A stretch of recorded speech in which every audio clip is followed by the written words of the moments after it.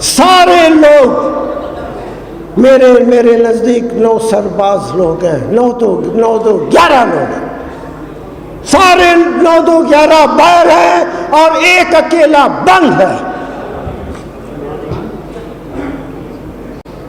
مت کرو، جمہوریت ہے تو پوری جمہوریت ہونی چاہیے۔ باپ کی جاگیر مت بناؤ اس کو، اور اگر باپ کی جاگیر بنانے کا تم نے سوچ بھی رکھا ہے تو ہمارے قسم کھاتے ہیں۔ ہمارا قسم وہ تمہارا حلف نہیں، ہمارا قسم تمہارا وہ حلف نہیں جو تم صبح شام اس کو توڑتے ہو۔ ہماری قسم ہے کہ جس دن تم اس پہ آؤ گے اور یہ عمل اٹھاؤ گے، یہ وکیلوں کا سیلاب تمہارے سامنے کھڑا ہوگا، اور پھر ہمیں تاریخ یہ موقع دے رہی ہے، جتنے قائدین بیٹھے ہیں۔ ہمارا آپ سے وعدہ ہے، یہ قسم ہے ہمارا آپ سے کہ ہم پہلی صف میں ہوں گے اور سب سے آگے ہوں گے، جو ہوگا دیکھا گے۔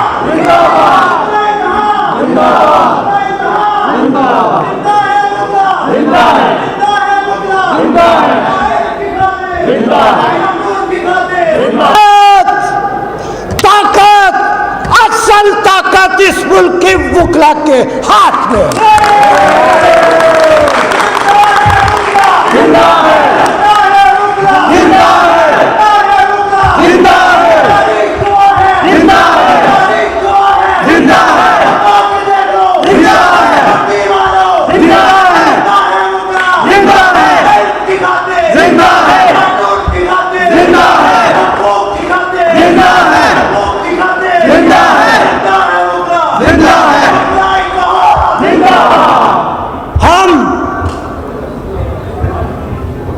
وکلا ایک طاقت ہے اور ہم نے ثابت کیا ہے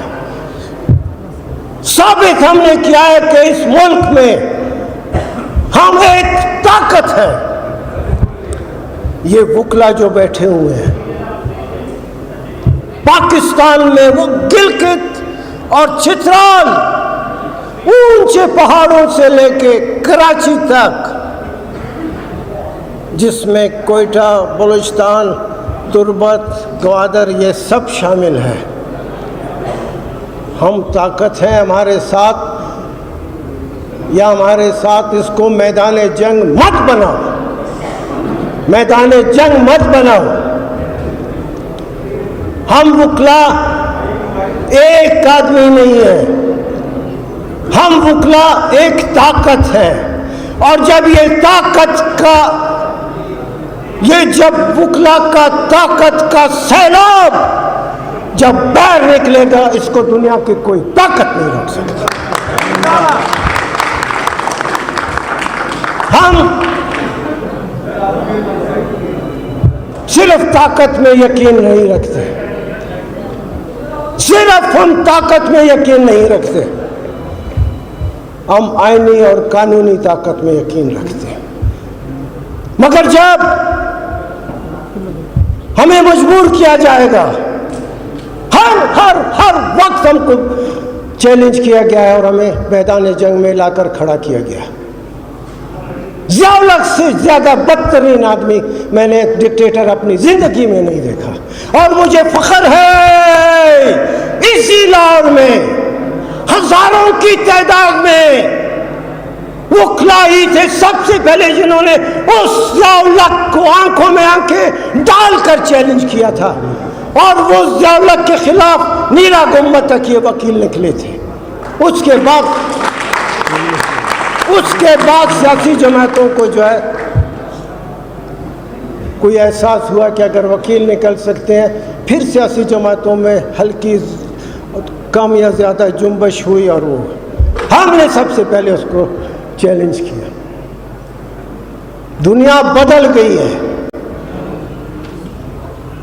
بنگلہ دیش سامنے ہے، سب کے سامنے ہے، سب کے سامنے ہے۔ صرف سٹوڈنٹس نکلے، سٹوڈنٹس جو آرگنائز نہیں ہیں، جو کسی ڈسپلن کے اس میں نہیں ہے. ہم وکلا آرگنائز ہیں, ہم وکلا ایک ڈسپلن کے تحت ہیں. جہاں ڈسپلن ہے, جہاں آرگنائزیشن ہے, طاقت بھی وہیں پہ ہے. مت چھیڑو, مت چھیڑیں. آپ بنگلہ دیش سے سبق لیں. یہ حکومت ہے, یہ لوگ بیٹھے ہیں, شرم آنی چاہیے ان کو, شرم آنی چاہیے. جن کو امینڈمنٹ تو نظر آتا ہے, جن کو صرف اس بات پہ غم اور دوسرا غصہ ہے کہ کیوں منصور علی شاہ آ کے سپریم کورٹ کا چیف جسٹس بن رہا ہے. تم کو اس وقت شرم نہیں آتی ہے, اس وقت تم کو خیال نہیں آتا, حالانکہ تم اس ملک کے حکومت کے دعوے دار ہو, غلط دعوے دار ہو, جعلی دعوے دار ہو. اس کی میں بات نہیں کرتا ہوں, سب کو پتا ہے. شرم آنی چاہیے تم کو, شرم آنی چاہیے. اگر کوئی مرد کا بچہ ہے, اگر کسی نے اپنی ماں کا دودھ پیا ہے, شرم آنی چاہیے.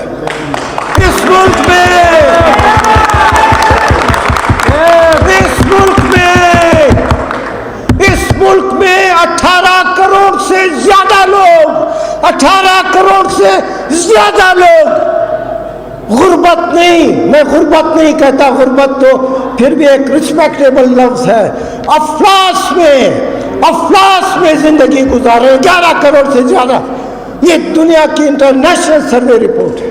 اس وقت تمہاری غیرت نہیں جاگ اٹھتی, اس وقت تمہیں پتہ نہیں چلتا. میں ساری زندگی میں اس پنجاب کی خاتون کو نہیں بلا سکتا, خدا کی قسم نہیں بلا سکتا, اور ساری زندگی نہیں بلاؤں گا, جس نے محض غربت کی وجہ سے اپنے چھوٹے 2 بچوں کو اپنے بازوؤں میں لے کے نہر میں کود کر جو اپنی جان دی. کہاں گئی وہ حکومتیں؟ اور اسی قسم کی غریب لوگ اس ملک میں 11 کروڑ کی تعداد میں. رات کی تاریکی جب سورج ڈوبتا ہے, جب رات نمودار ہوتی ہے, جب رات کی نمودار ہونے سے تاریکی پیدتی ہے, تو وہ خدا کی رات کی تاریکی غریب اور افلاس شدہ گھر میں بعد میں پہنچتی ہے. پہلے غربت کا اندھیرا اس گھر میں پہلے سے موجود ہوتا ہے. شرم آنی چاہیے تم کو.